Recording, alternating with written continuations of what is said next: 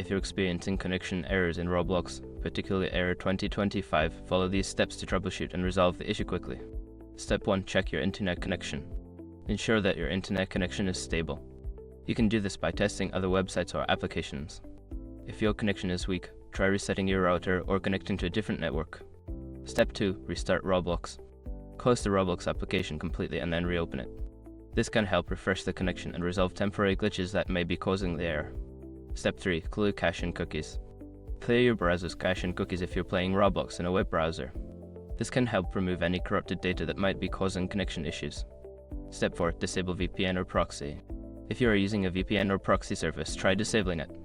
These services can sometimes interfere with Roblox's ability to connect to its servers.